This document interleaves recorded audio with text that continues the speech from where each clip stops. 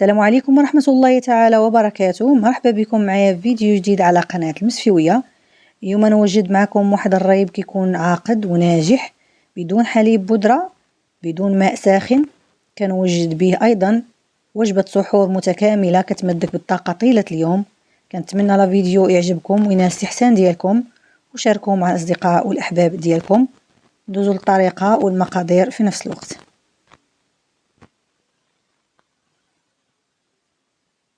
بالنسبه للريب اللي عندي الريب ديال الطنجره ديال الضغط، كيتوجد في الطنجره ديال الضغط. بالنسبه للمكونات عندي لتر ديال الحليب، اي حليب يمكن لكم ديروه، هو يكون ما يكونش خالي الدسم.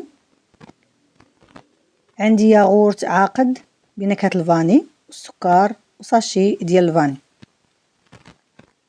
في اناء نوضعه فوق النار كندير ساشي ديال الفاني، ملعقة ونصف ديال سكر سنيدة، نصف لتر ديال الحليب.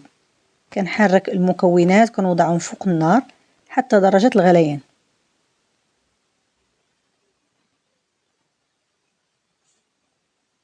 في إناء آخر كناخد نصف لتر ديال الحليب،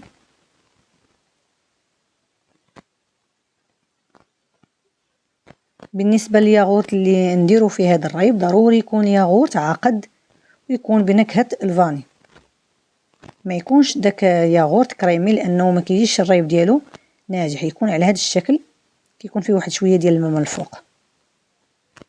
كنحرك هاد المكونات حتى كنحصل على حليب ما فيهش هاد التكتلات ديال الياغورت، وكنتسنى حتى كيطلع حتى يوصل داك الحليب نصف الاخر يوصل لدرجه الغليان، وكنطفي عليه. حاولت انني ما نسرعش لكم المراحل باش يجي معكم ريب ناجح وكينفع ضروري في رمضان ان شاء الله، كيكون عليه الطلب بكثره. كنحضروا به التحليات، كنتناولوه في مع السحور، وكنديروا به هاد الطريقه ديال بحال زعزع حتى هو كنديروه للسحور، كيجي زوين وكيتكال مع السحور وكتحسي بالشبع. بعد ما غلى ليا هذاك نصف لتر ديال الحليب، كنضيفوا على الحليب البارد، ولكن ما نضيفوش دفعه واحده، نضيفو تدريجي غير بشويه بشويه وانا كنحرك باش ما يفقدش ليا هذاك الياغورت ديك الماده المخمره اللي فيه.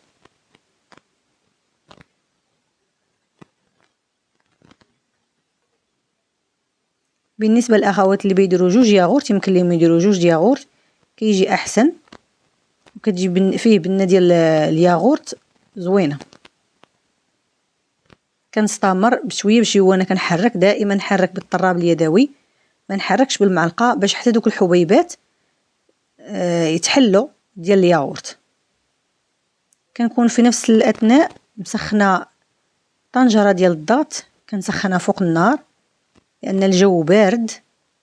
كناخذ واحد الصفاي وكنصفي بيه داك الحليب كامل، ضروري من هذه المرحله باش نتخلص من دوك الحبيبات الا كانوا، وهانتوما ما كتلقاوهمش الا حركتوا بداك الطراب اليدوي ما كتبقاش فيه دوك التكتلات. كنغطي على طنجره ديال الضغط وكنسد عليها مده ليله كامله. كندير صفاره وكنغطيها بمانطه بشي حاجه تكون سخونه، وكنوضعها في مكان دافئ مده ليله كامله. كنكون موجده المواد اللي غنحضر بهم هاد الزعزع. كناخذ البلبوله كنسلقها ولا كناخذها وكنفورها. كناخذ شويه ديال الشوفان، كنسلقوا شويه ديال الماء، ما كيبغيش طياب بزاف باش ما يتعجنش. والروز حتى هو كنسلقه بعد ما دازت ليله كامله ودخلته للثلاجه يبرد. كيكون على هذا الشكل، كتهزيه بالمغرفه كيجي عاقد بحال الياغورت. كنصبو في زليف اللي غنوجد فيهم هذاك زعزع. كيجي هو بحال زعزع ولكن ماشي ما فيش جميع المكونات اللي في زعزع.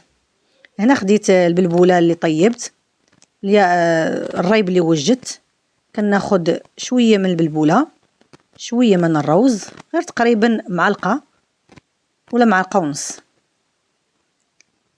الشوفان حتى هو شويه. الشوفان ما كيبغيش الطياب، انا راه طاب ليا شويه، ولكن هو ملي كيطيب ما كيبقاش يبان المذاق ما كيبقاش يبان ملي كيتخلطيه مع الريب، ما كيبقاش تعرف الشوفان من البلبوله من الروز، كيتخلط كل شيء.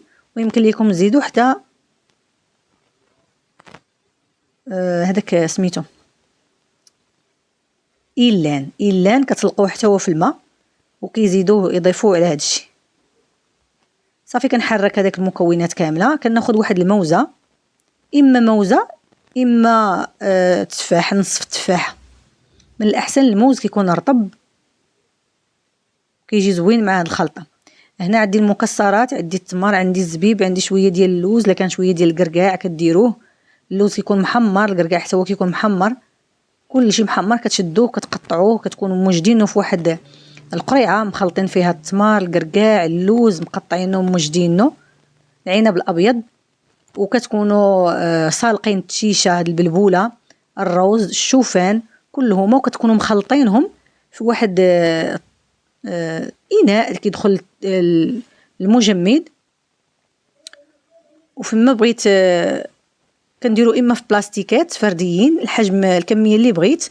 فما كنبغي نوجد هاد الوجبه للسحور كناخذ هذيك البلاستيكه الكميه اللي دايره فيها حسب عدد الافراد، وكيكون عندي الريب واجد ولا كتشريه، وكتحضري منه هاد الوجبه ديال السحور صحيه. كندير شويه ديال الفواكه الجافه عاوتاني من الفوق، وكنزين بالصلصه ديال الشوكولات وصلصه ديال الكراميل حسب الرغبه، ولا كان متوفر حتى شي بسكوي حتى هو كديروه من الفوق قطع الشوكولات، كيعجب الوليدات بحال هذا الشيء. وإلا سحرتي به كيمدك بالطاقه وتحسي بالشبع، ما كتحسيش نهائيا بالجوع. كنتمنىكم تجربوا هذه الوصفه للسحور ان شاء الله في رمضان، صحيه متكامله ومغذيه. الا بغيتوا هذه الوجبه تكون سريعه، تكونوا موجدين هاد الفواكه الجافه مقطعينهم محمرينهم مقطعينهم في شي اناء محتفظين بهم. وبالنسبه للبلبوله والروز والشوفان تكونوا سالقينهم من قبل، كديروا كميات متساويه في بلاستيكات ديال الثلاجه، كتدخلوهم المجمد، كتخرجوهم بشي ساعه ولا ساعتين قبل، كتخرجوهم مع العشاء، تحطيهم فوق من في شي مكان حتى يطلقوا. ملي كتنوضي للسحور غير كتخلطي شويه شويه من هكا، وكتزيدي عليهم فواكه الجافه، وكيكون موجود وجبه سحور رائعه. كنتمنى لا فيديو ديال اليوم يعجبكم، وإلا عجبكم شاركوا مع الاصدقاء والاحباب ديالكم. ما تنسونيش اخواتي من لي لايك ومن البارطاج الفيديو. دمتم في رعايه الله، وفيديو اخر ان شاء الله.